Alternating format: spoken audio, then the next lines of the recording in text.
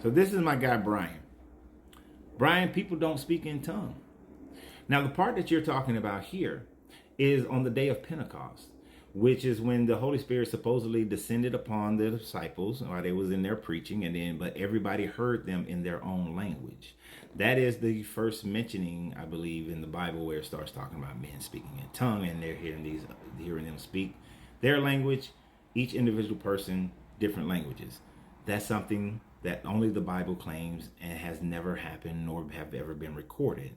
No person has walked into a church or an assembly, starts speaking, and everybody hears everything that they're saying in their own language.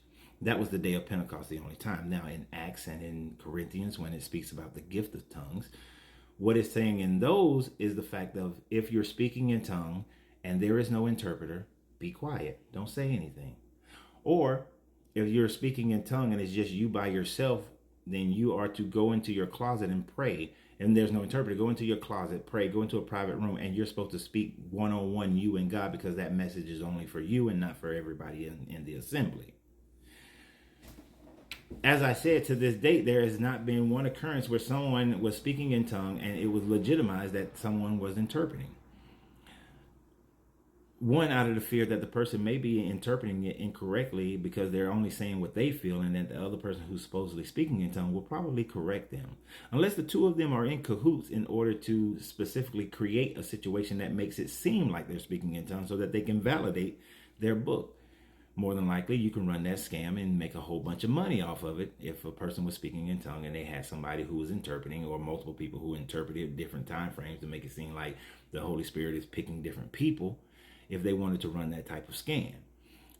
But right now, we have not seen, nor probably will ever see, somebody speaking in tongue, another person interpret, and then those people take a lie detector to ensure that they weren't lying.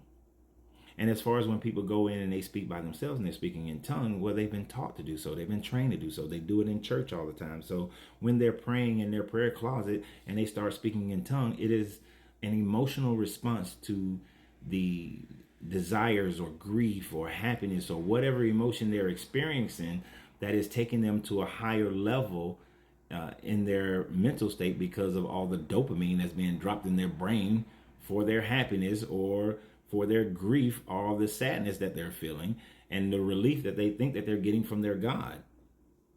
But no one can prove that that is anything either. And someone on another post in here, I can't see if you were the one who said it, that they were saying that this language was an ancient Hebrew dialect. It's not an ancient Hebrew dialect. According to this Bible, it's supposed to be a language that is unknown to all people. Therefore, it wouldn't be of any language. But what I have noticed is that some people who claim to speak in tongue, what they have done is incorporated Hebrew words into their tongue speaking because they know the average American doesn't know any Hebrew whatsoever, and they can get away with it sounding like unintelligible utterances out of their mouth, and therefore they're speaking to God. And there's no proof that the Hebrew language is the language of this God, because one of the first recorded language was some of the languages that are recorded before Hebrew would have been your Kemetic languages, your Akkadian languages, your Assyrian languages, your Sumerian languages.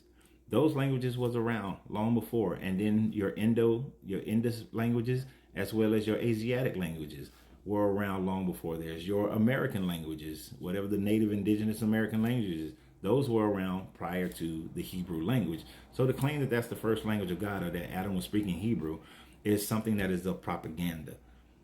But as far as people speaking in tongue, it's a farce.